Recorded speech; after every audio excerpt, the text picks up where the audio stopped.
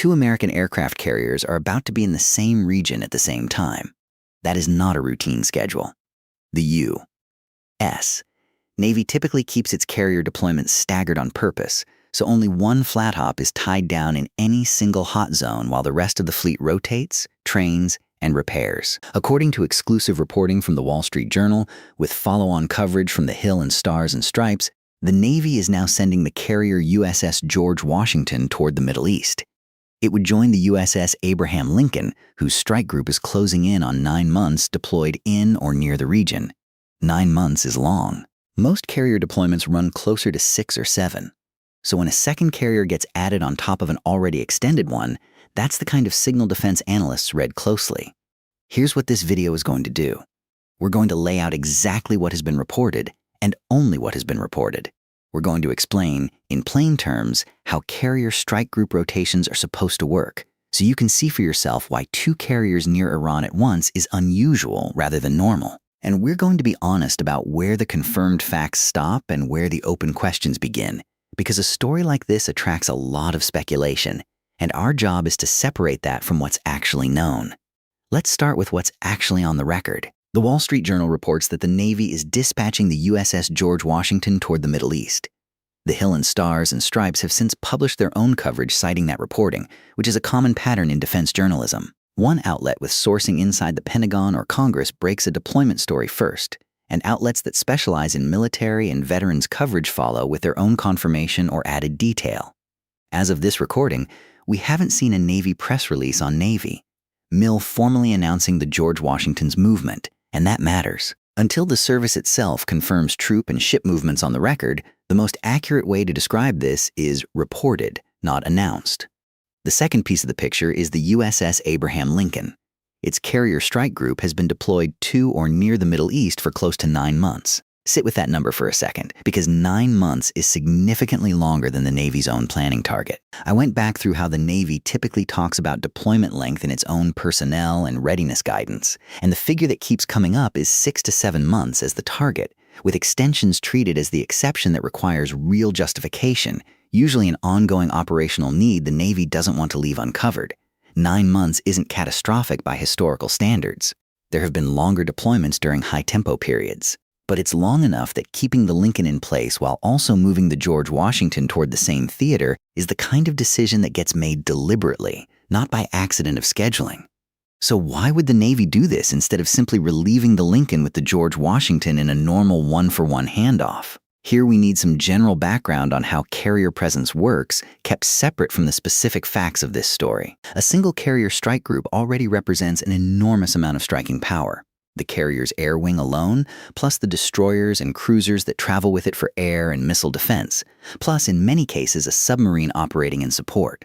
Under normal peacetime rotation, the Navy relieves one carrier with another, so there's continuous presence without ever needing 2 in the same theater at once. When the Navy chooses to overlap 2 carrier strike groups in one region instead of doing a clean handoff, that's a posture historically reserved for periods when planners want to respond immediately to more than one contingency, or want the deterrent effect of a visibly larger force in the region, or both.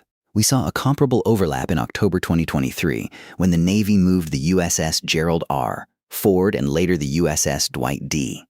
Eisenhower into the eastern Mediterranean and nearby waters following the Hamas-led attack on Israel, specifically to signal to other regional actors that the United States had additional capacity on hand if the conflict widened. That's offered here purely as historical context for how the Navy has used 2-carrier posture before, not as a claim about what happens with Iran now.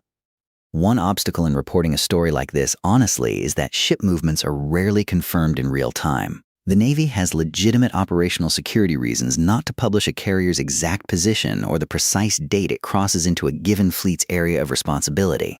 That means outlets like the Wall Street Journal are often working from sources familiar with internal planning, congressional notifications, or logistics indicators like port visits, fuel and supply movements, and flight operations, rather than an official Navy statement. That's not a flaw in the reporting. It's simply how defense journalism works when the subject is an active military deployment. Our job is to flag that distinction clearly rather than pretend a reported move carries the same certainty as an announced one. Now let's talk about the Iran side of this, because that's the context that makes a second carrier notable rather than routine. Tensions between the United States and Iran have remained elevated, and that backdrop is the reason cited in the reporting for why the Lincoln's presence has been extended and why the George Washington is being sent to join it. We're intentionally not going to reconstruct a list of specific incidents or attribute particular attacks to particular actors here, because the sourced summary of this story doesn't give us that level of detail, and inventing it would violate the entire premise of this channel. What we can say, as established public record independent of this specific story, is that the Strait of Hormuz, the narrow waterway at the mouth of the Persian Gulf, is one of the most heavily trafficked oil shipping corridors in the world, and it sits directly within range of Iranian coastal defenses. That geography is exactly why a U.S. carrier presence near Iran functions differently than a carrier presence almost anywhere else. It's simultaneously a deterrent, an insurance policy for shipping lanes, and a potential first responder if things escalate. So the Lincoln has been out for the better part of a year. The George Washington is now inbound to join it. On paper, that reads like the Navy simply reinforcing an existing commitment. But there's a detail in how these rotations normally work that makes this move harder to wave off as routine, and it has to do with what happens to a strike group's readiness the longer it stays past its planned return date. Here's that detail. Carrier strike groups deploy on a training and maintenance cycle that assumes a return window. Sailors are told when they're coming home. Aircraft maintenance schedules, munitions resupply, and crew rest all get built around that window. Extending a deployment past its target isn't just logistically inconvenient. It draws down the margin the Navy has before it needs to pull that strike group back for maintenance, whether or not the crisis that caused the extension has resolved. You might assume the Navy would only extend a deployment if it had no other ship available to send instead.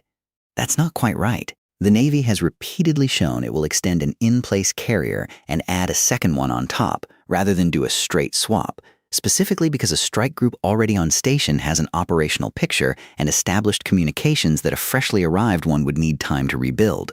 Continuity has its own value in a fast-moving situation. Here's what stands out to us about this particular moment. Two-carrier posture gets used sparingly enough that when it happens, it tends to be one of the more reliable public signals of how seriously the Pentagon is treating a given tension, more reliable, frankly, than most of the public statements that accompany it, because moving a 100,000-ton warship and its strike group is expensive and disruptive in a way a press statement isn't. When the Navy is willing to absorb that cost, it usually means internal planning has already priced in a real chance that more capability will be needed on short notice. And here's the take that will probably split opinion in the comments. Sending a second carrier gets described publicly as deterrence almost every time. But deterrence and preparation for potential strikes aren't actually separable in practice.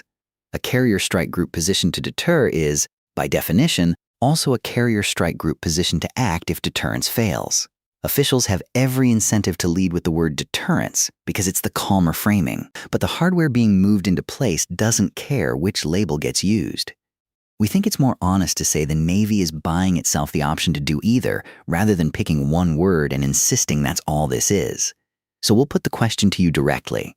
When you see a move like this reported, do you read it as the U.S. trying to prevent a conflict or quietly getting ready for one? There's a real argument for both, and we're genuinely curious which way you lean. Tell us in the comments. One more piece of this is worth sitting with before we get to where things stand. If the George Washington is joining the Lincoln rather than relieving it, that means for some window of time, how long, we don't know, the Navy will be paying to operate 2 full carrier strike groups in overlapping waters instead of 1. No service pays that cost casually. Which raises the next question we can't actually answer yet. What happens when that window closes? Now, where does this actually stand as of today?